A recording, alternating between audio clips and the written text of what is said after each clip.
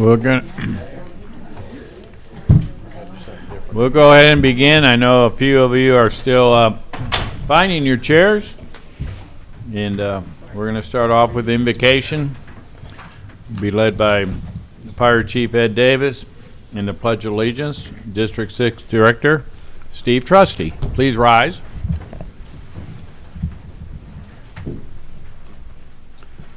Lord God, we pray that you'll bless this board and that your hand of love and mercy will be upon the board in this city, Lord God, that we would do no evil, that we would cause no one unnecessary pain, and that we as a city would feel no pain.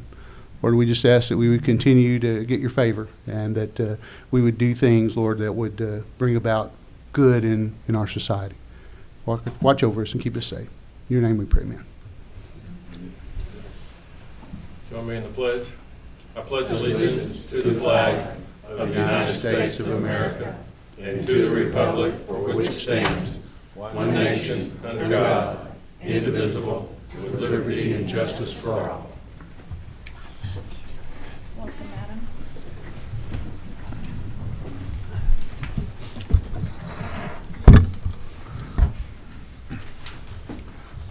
Madam. We'll now call this meeting to order. Please call the roll.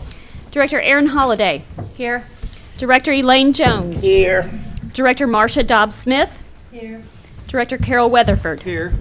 Director Karen Garcia. Here. Director Steve Trusty. Here. Mayor Pat McCabe. Here.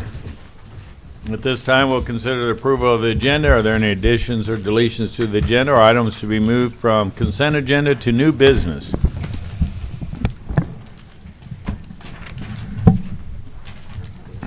I think there was some discussion earlier today regarding the possibility on item 7. Are we keeping item 7 on the agenda on the consent? Staff would recommend item 7 being removed from your agenda. There are some other issues that need to be resolved before that comes to the board for your consideration. And item 7 for those in the viewing audience is related to radio equipment. It is. It would be approving a change order to a contract with Motorola on the city's radio communication network. Okay. So I I guess. move to amend the agenda accordingly, removing number 7. Okay, motion to approve, motion to amend with the approval. Second was where? Second. Or someone. Director Trustee.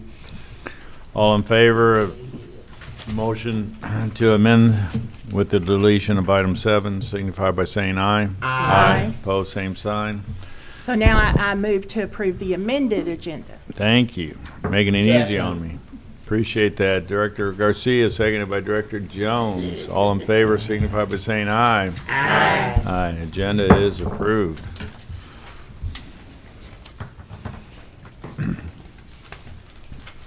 Now we have the minutes of the regularly scheduled meeting of May 4th, 2020 up for approval. Are there any additions, deletions, or corrections to those minutes as presented? Hearing none, I'll entertain a motion to approve. Director Dobbs-Smith, seconded by Second. Director Trustee. All in favor signify by saying aye. Aye. Opposed, same sign. Minutes are approved. Recognition of guests. Any directors have guests they'd like to recognize? You're all our guests. You're all recognized. Thank you. City Manager's Report. Mr. Burrow. Thank you, Mayor. I want to start off by recognizing several employees, and several of these employees are in our finance department. We've had a lot of new employees over the past 4 to 6 months, and want to recognize Olivia Thomason and Brooke Calico in our purchasing department. As you know, Olivia took over after Mary Burke's retirement after 29 years, and that's a lot to come into. It's a lot to take on, and both of them are just doing an outstanding job. They've had a very large number of bids to get out. They've developed a database for our annual supply contracts, and really proud of the work that they're doing. Barbara Verba, our Assistant Finance Director, is providing management oversight. She has come and really has done a fine job in getting to know all of the procedures that we have in that department, and is doing very well in that management position as well. And then want to recognize James Weatherford and Renee Brewer. We've got quite a few grants, probably more grants than we've ever had that we apply for in the city. They've been very beneficial in finance and helping us, providing a lot of support in that area. So we just want to recognize a few of those employees tonight. Also, I want to recognize Emily No. We had a very nice email come back from one of our customers that was actually lives in Memphis, Tennessee, that has a home here. She had a water leak, and it says, "Just wanted to let you know that Emily called me yesterday concerning water usage at my home. I currently live in Memphis, so I had no idea that the toilet was running.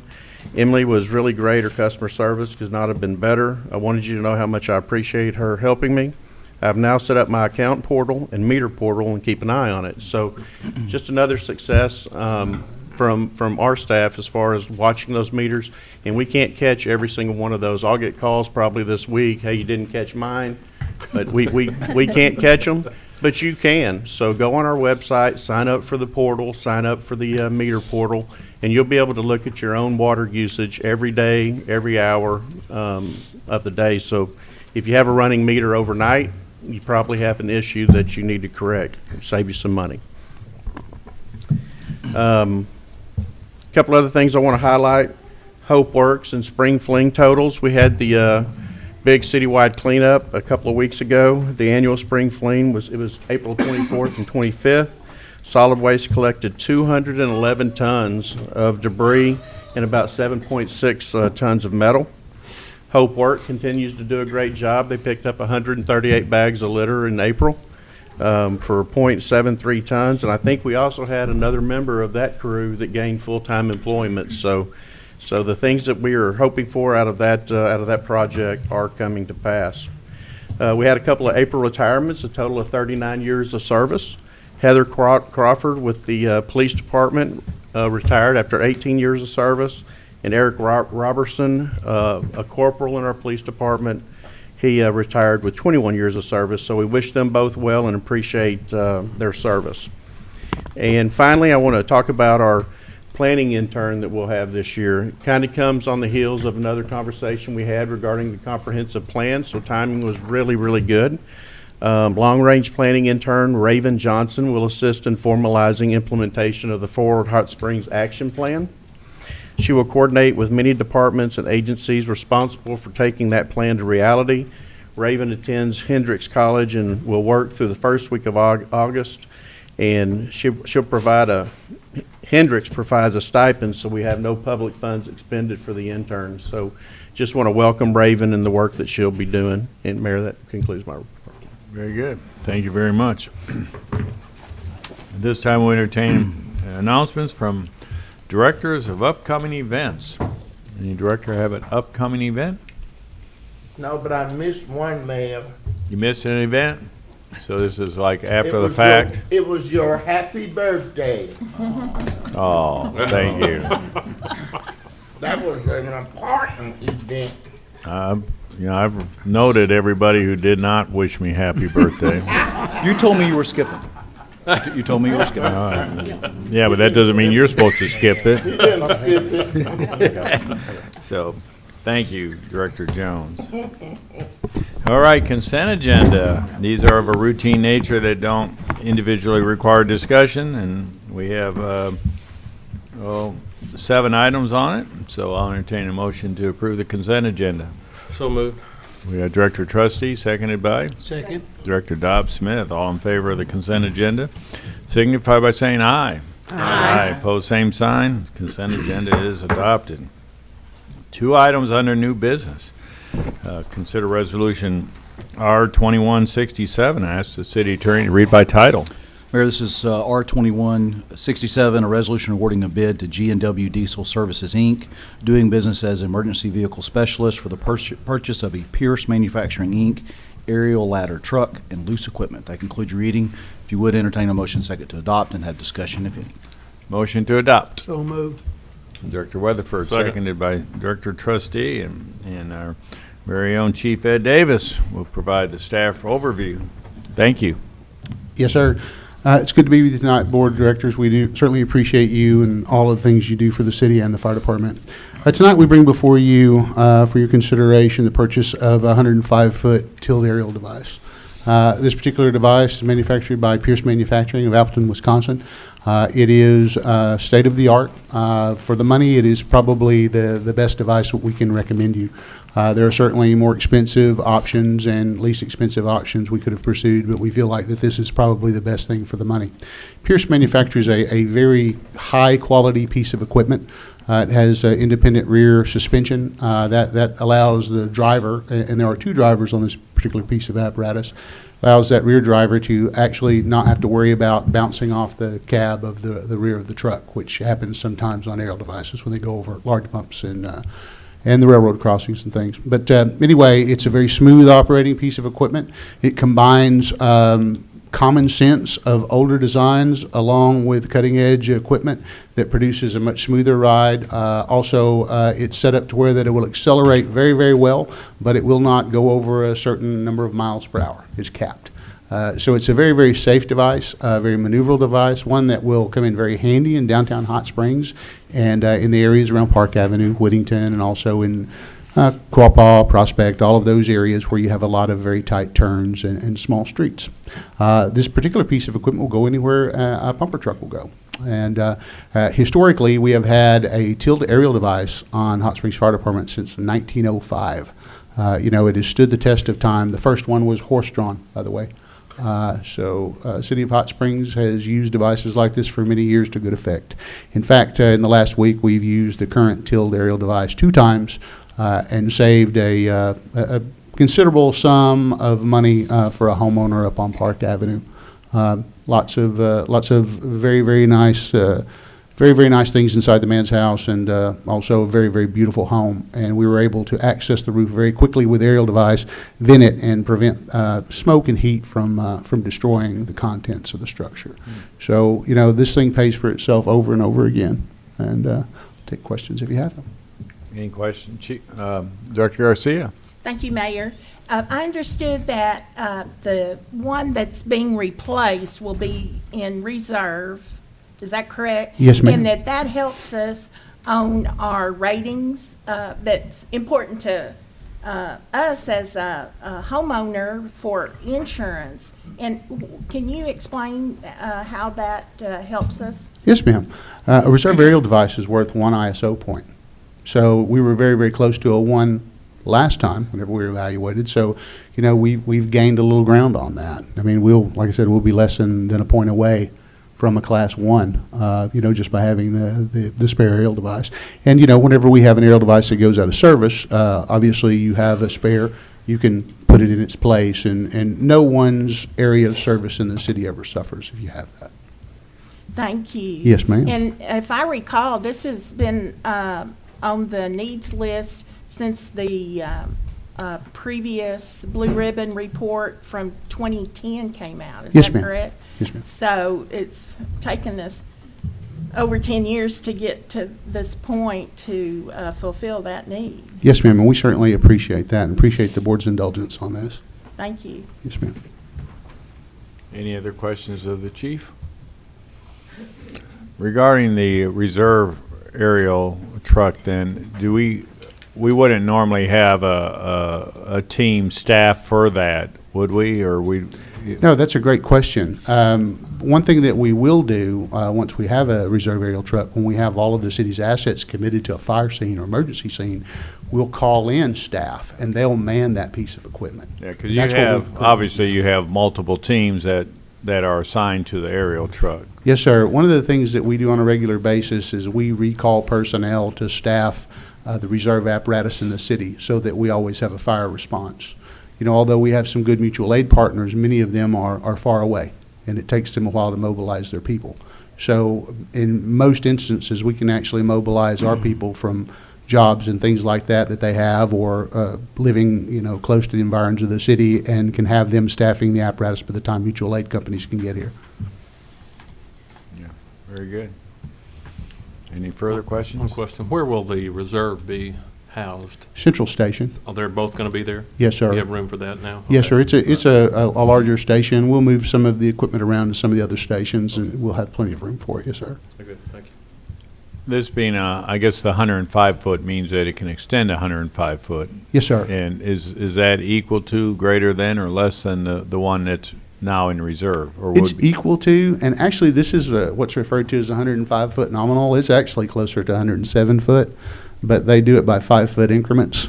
So they call it 105 or 110, but it's actually just a little longer than 105. The actual working height of it is about 75 feet. In other words, once you calculate the angles, you know, that the ladder will sit at, it actually won't reach 100 feet at an angle. It's 100 feet straight up, 105 Yeah. feet straight up. Very good. Yes, sir. Well, thank you. Any further questions? All right, thank you. Any member of the audience has signed up for this topic? No? Any discussion amongst directors? Is this truck to be built, or is it built already?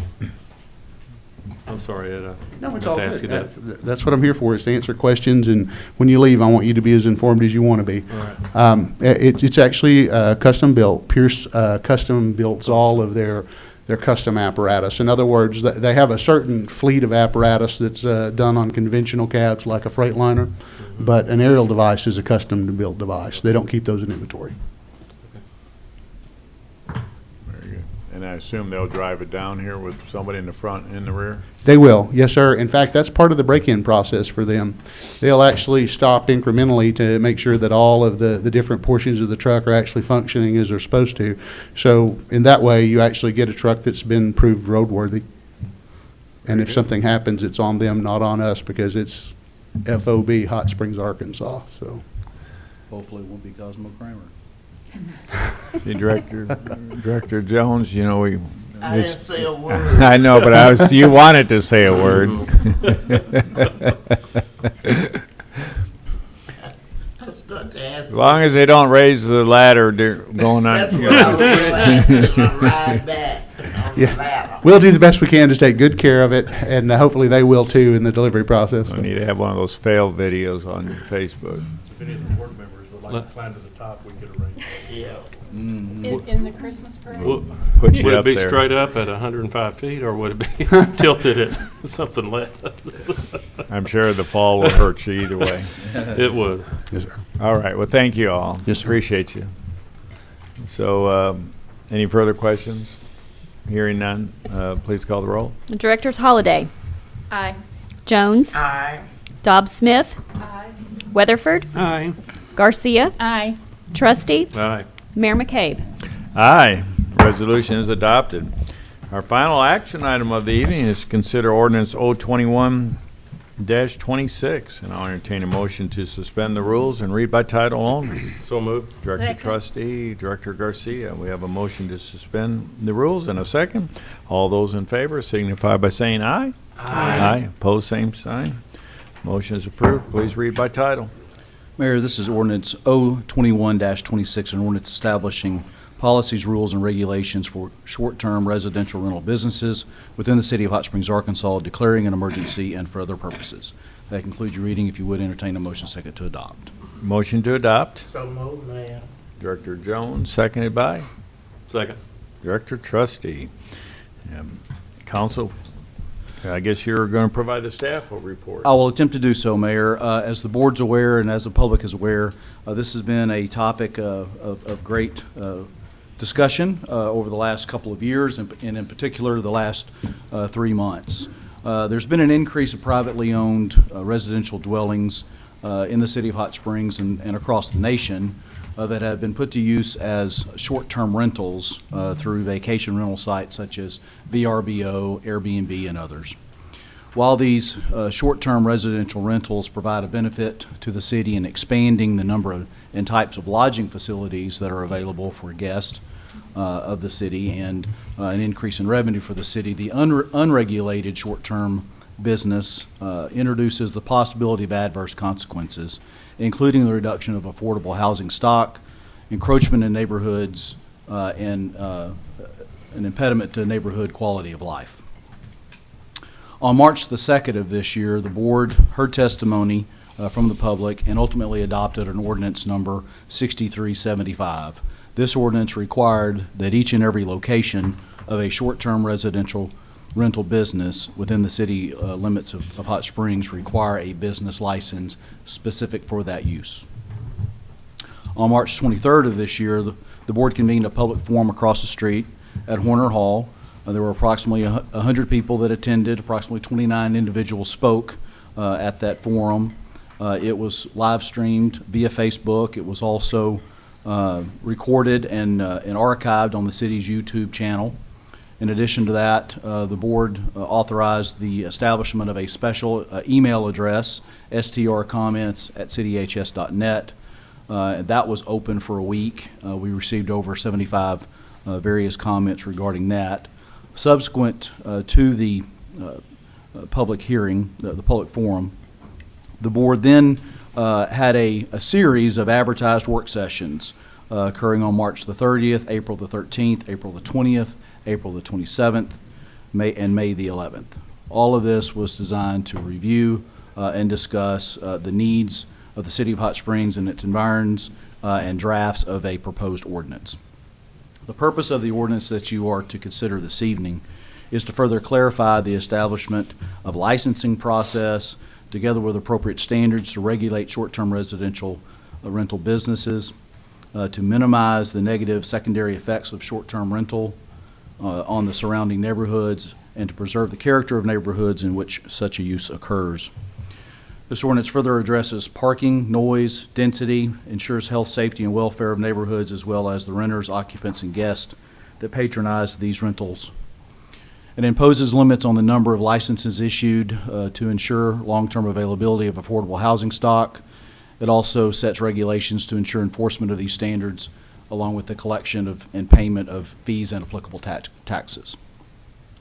The ordinance sets forth and incorporates regulations that already exist and adds others to address concerns for the public health, safety, and welfare of the inhabitants and visitors of the City of Hot Springs, including the following. Conditional use requirements. If a unit, if a property that is being used for a short-term rental is located within a residential zoning district of R1, R2, R3, R4, or RL, a conditional use permit will be required. Any lawful pre-existing non-conforming use that is licensed as a Type 2 short-term residential rental in those zoning districts of R1, 2, 3, 4, and RL may continue so long as its license does not lapse, nor does its lawful pre-existing non-conforming use cease for more than 12 months. Provided further that such pre-existing non-conforming use shall not be expanded by way of total square feet or in any other fashion. In the event that a license is not renewed prior to May 1 of any subsequent year, it shall be deemed to have lapsed, and any subsequent application for that site shall be considered as an initial application and shall be subject to any and all of the requirements and conditions of an initial application. This includes the requirement to obtain a conditional use permit if located within an R1, 2, 3, 4, or RL zoning districts.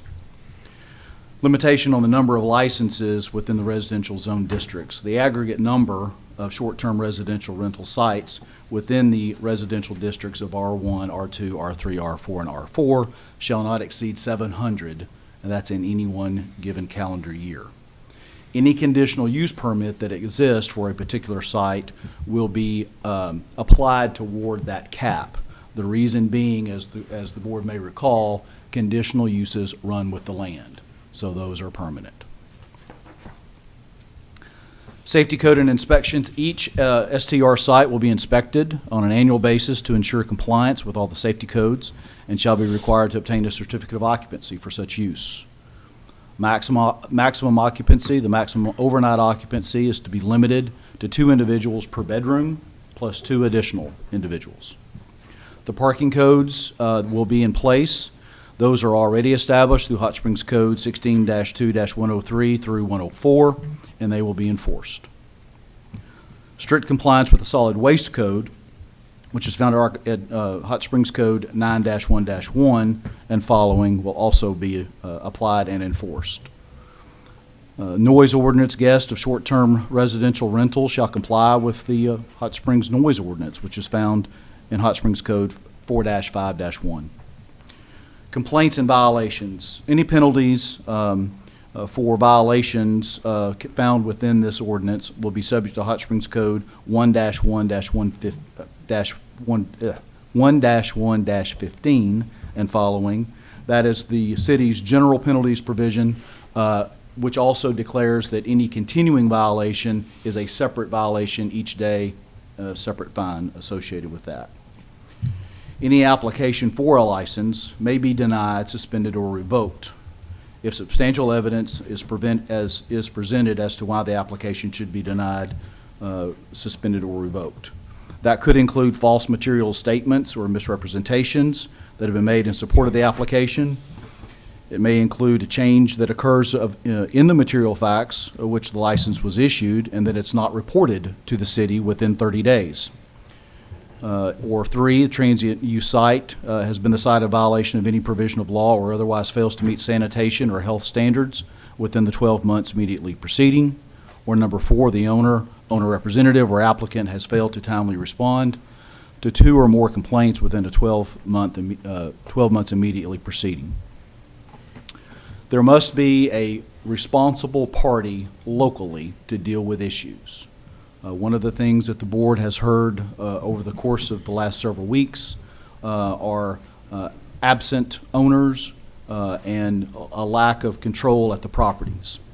This ordinance provides that the owner or owner representative shall use their best efforts and respond to within a reasonable time to ensure every occupant of the transient use site does not create or contribute to unreasonable use of the property, cause unreasonable noise or disturbance, engage in disorderly or unlawful conduct, or overcrowd the site.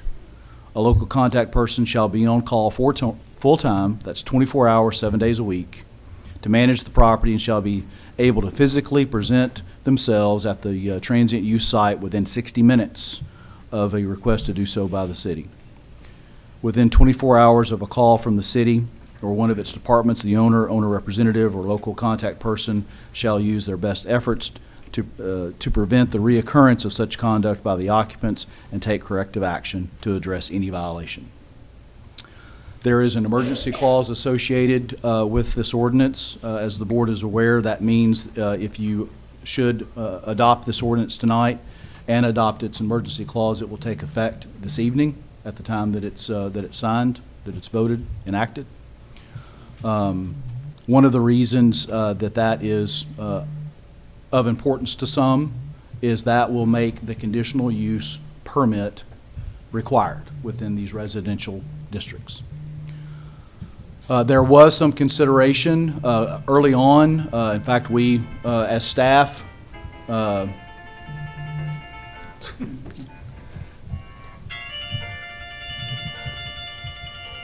thought that was the mayor's phone. Mayor's calling you. Actually. I actually think we're getting code red calls right now. Oh, okay. But we had discussed the being hopeful that if the board were able to enact this ordinance prior to the end of May, that we would not need to have the abeyance period that begins May 30th. In looking at everything that is involved in the administration, just the logistics of dealing with this topic. Last Thursday, staff requested of the city manager that they need more time. And so we are asking that 6375 remain in place as soon as the city manager and his staff are geared up and ready to deal with the issues that are provided for under this ordinance, 02126.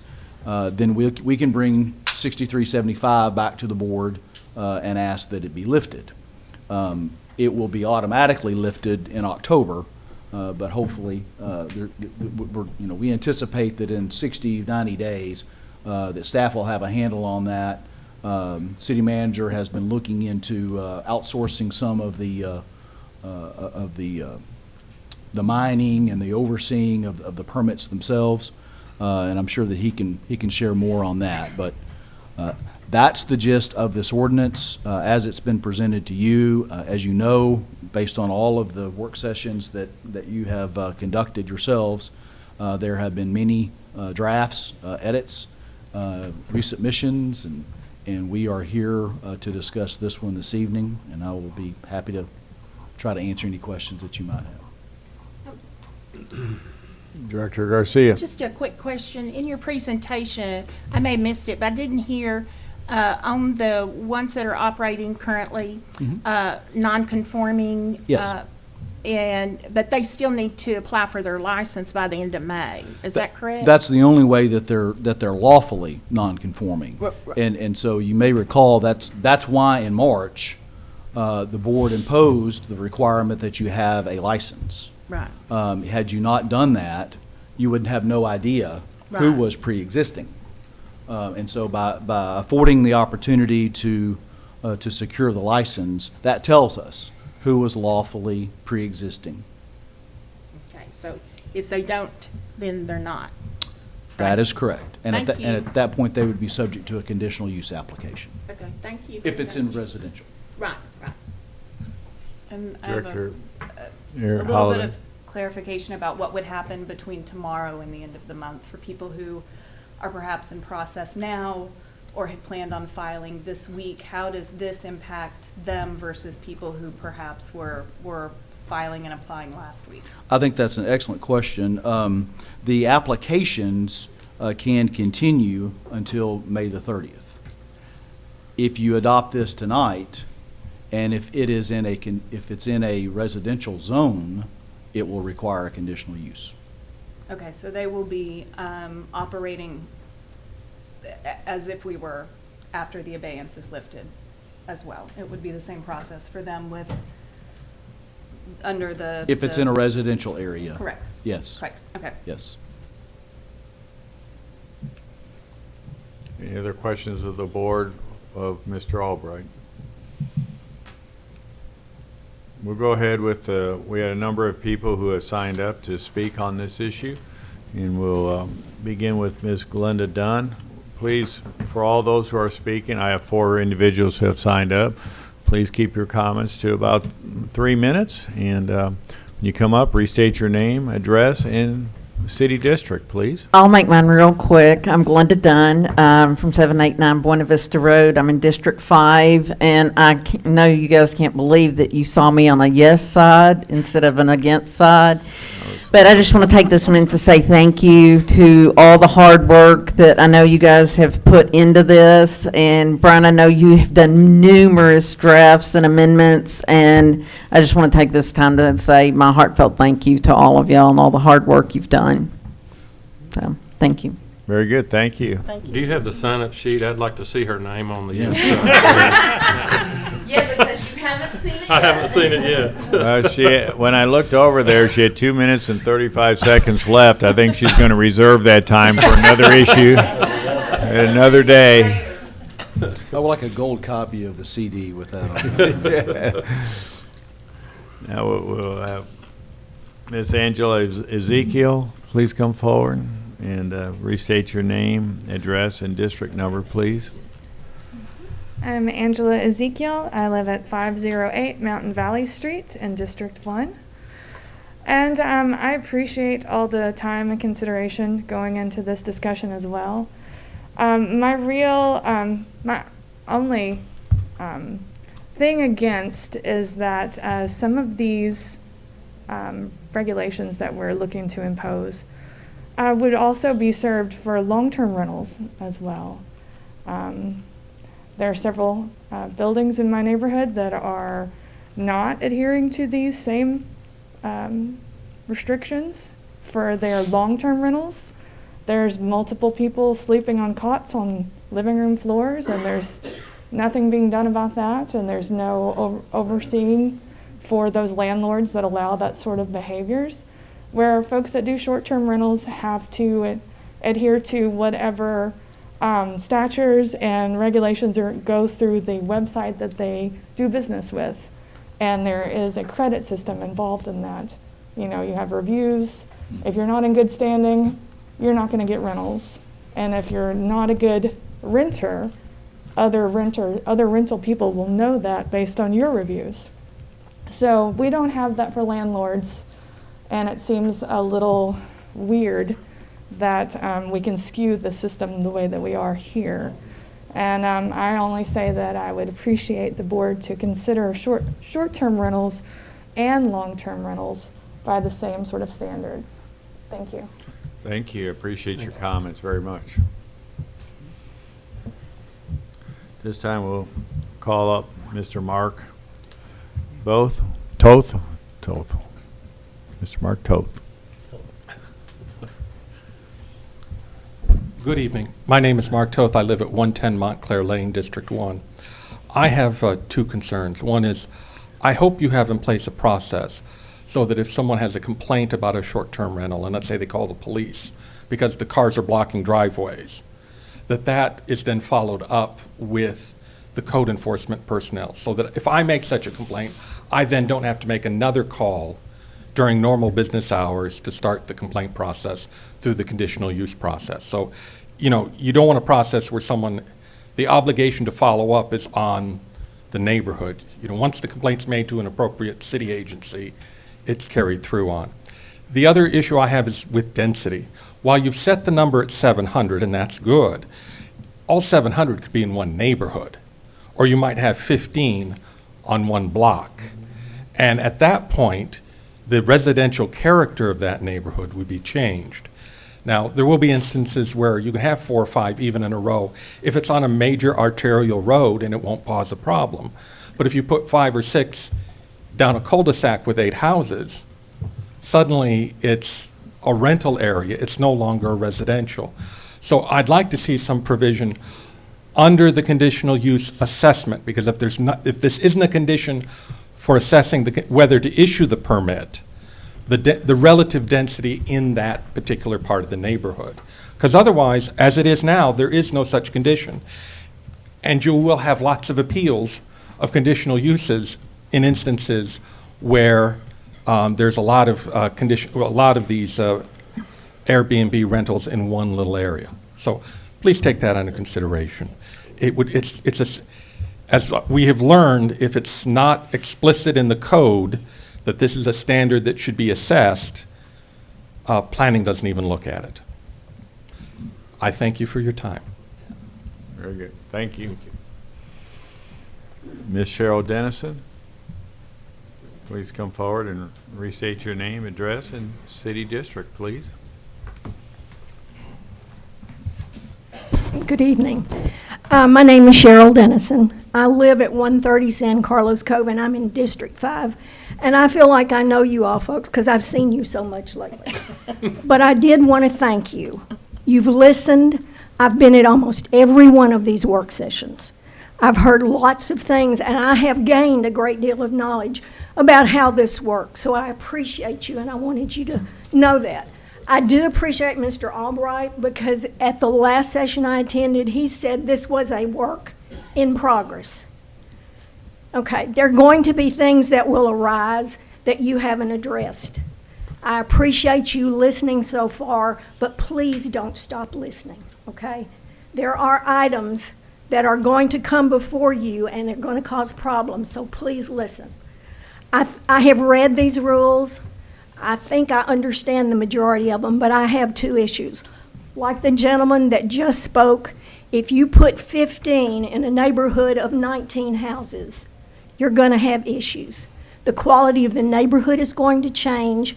The quality of living for the residents who live there full time is going to change, and your property values are going to change. Please consider that. All right, I have something that's kind of personal I want to tell you about. I live in a neighborhood that is the majority residential, and there has been a planned development that has been okayed that's going to have a lodge and several units in it that are all going to be short-term rental. The purpose in their application said it was for short-term rental. That lodge is going to have 42 sleeping rooms and bunk beds and kitchens. Sounds like a hotel to me. But how is that going to be factored in to the 700 that you've approved, is that lodge going to be one license? I know those homes probably will because they're going to have an address. But that lodge, y'all, is going to have 42 sleeping rooms and bunks. What is that going to do to the quality of the neighborhood that I live in? Okay, please, please, when a plan development goes in, this is not probably going to be the only one, but take that into consideration, all right? Again, thank you so much for the work you've done. And I know you've listened because I see it in the rules. Just don't stop listening, please. Thank you. Thank you. I can assure those who have spoken tonight that, you know, the city staff and the city board will continue to listen and work on this. This ordinance is not etched in stone. It will be reviewed, modified as required. I spoke with Mr. Albright a week or more ago about, you know, when May 31 rolls around, or even starting tomorrow, I guess, we could pinpoint where each and every application is addressed, and kind of see how that lays out, and from that, whether we need to modify this ordinance as a result of that. So we're not insensitive to your comments regarding saturation or density within specific geographic areas of our community or neighborhood streets. So we'll be working on that here in the days and weeks to come. So, Director Garcia. Thank you, Mayor. I had a question. I know this is in our packets online. If this is approved tonight, will it be available on the website before it gets codified into the code? Because I know that doesn't happen automatic. Assuming that there's no amendments to it tonight, yes. Thank you. And I wanted to say, I don't want us to leave some other comments about the long-term rentals. You know, our Arkansas State Legislature did try to introduce regulations regarding that did not get out of committee, and it didn't go anywhere the last session either. So I don't know what local municipalities, but that is something for us to look at, what, if any, we have oversight regarding that. Thank you. Any other comments or questions from directors? As we're in this discussion. Has anyone signed up to speak against? Well, I I'm intermixed them. We had one speaker who was on the against side. Okay, all right. But, you know, that individual was speaking more as related to long-term rentals and safeguards for that side, equally as recognizing that there's more safeguards on short-term rentals, that long-term rentals should have equal safeguards. Okay. So I think that's a very valid point, and something that we definitely need to review. All right. I have a question. Yes. Brian, as to the emergency clause, is it, if it's deemed an emergency exists, can it be put into effect June 1? We have given those people until May 31st to apply for a license. And back to Director Holliday's point a while ago, if we make this an emergency clause effective in the morning, we've taken away those 2 weeks from those people that we said we would give them. So That's only for the residential. All the other areas can still continue till the end of.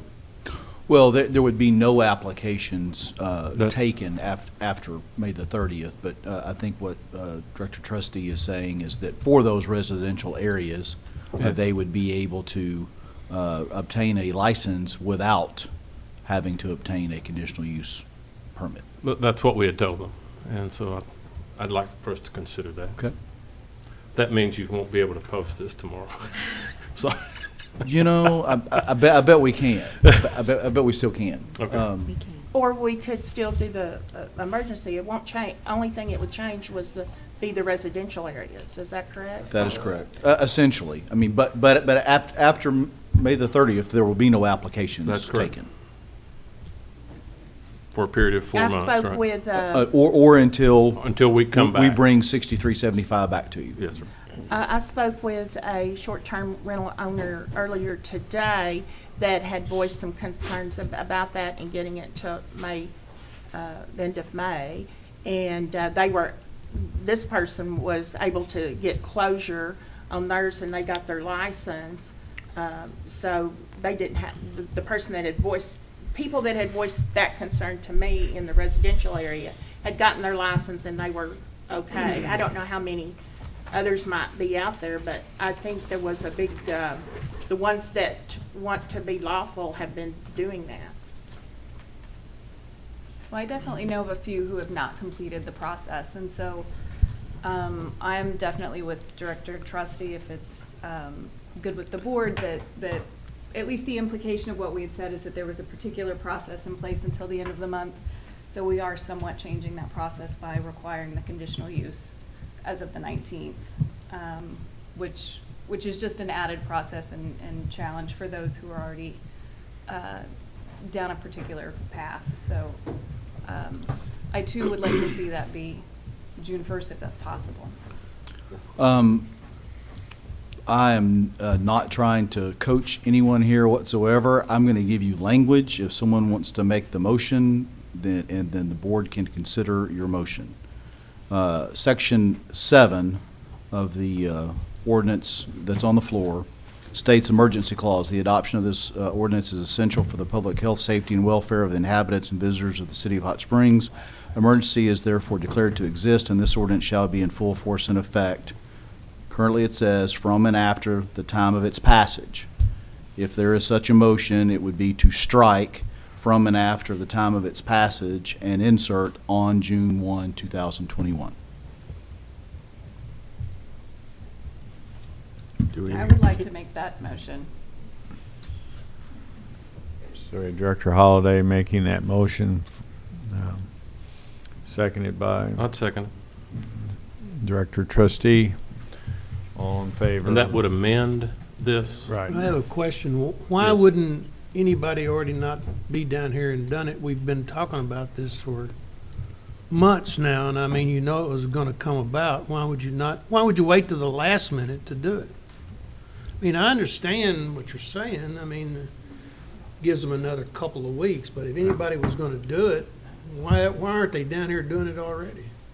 I answered a question today when someone was asking who they needed to come and inspect because they were doing other work on their property. So I don't think that it is correct to assume that if someone doesn't have their business license yet, it is because they haven't done anything or that they're waiting till the last minute. They could be doing other things in advance. Well, I guess the question is, have they applied? That I can't answer. That wasn't I mean, you the know. question sent to me. And if you're in the business, you know you gotta do it. I mean, I don't understand why you, I think that's a good question. Have they applied? yeah, I mean, I will tell you that we have a 1.5 people basically trying to handle these applications. Everyone that has applied has not had their application completely vetted yet. Okay. Well, that's what So the if- owner if- told me. They had applied. They hadn't had all their inspections yet, but they were. Then they're fine. They're fine. So if they applied, Right. even if they haven't inspected something, they're good to go. Assuming that they otherwise qualify, yes. Yes, unless something it's The not in application compliance. got them in before the deadline. Right. They just had to apply. yeah, I mean. Right, but the application deadline that we've been discussing was the end of the month. Fair enough. It's true. But this was posted.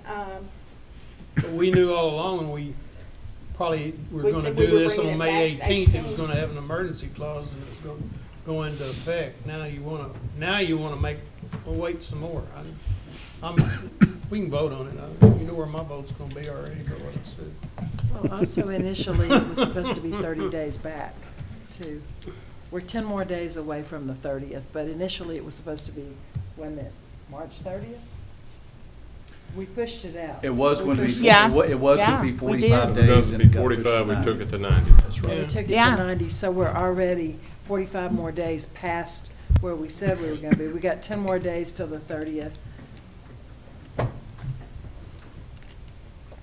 With some holidays in there. All right, now we have a motion To amend. Motion and a to second. amend. Do we do a voice vote or we call roll call on that? I think I'd call the roll. Call a roll on that? Director Jones. Aye. Dobbs Smith. Aye. Weatherford. No. Garcia. No. Trustee. Aye. Holliday. Aye. Mayor McCabe. Aye. The motion to amend passes. Yes, sir. So continued discussion on the motion to approve as amended. Motion to approve as amended. Any discussion? We have to have another motion? No, ma'am. No. Oh, we're just going to vote, right? See if there's any Unless there's further discussion. Please call the roll. Director Dobbs Smith. No. Weatherford. No. Garcia. Aye.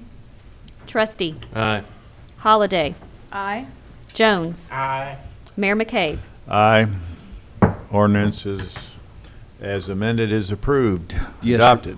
Yes, Mayor, and there's also this emergency clause, which I'll read in its entirety, Section 7, Emergency Clause. The adoption of this ordinance is essential to the public health, safety, and welfare of the inhabitants and visitors of the city of Hot Springs, Arkansas. An emergency is therefore declared to exist, and this ordinance shall be in full force and effect on June 1, 2021. That concludes the reading of the emergency clause. If you would, entertain a motion second to adopt and have Motion discussion. to adopt the emergency clause. So moved. Director Trustee, seconded by Second. Director Holliday. All in favor signify by saying aye.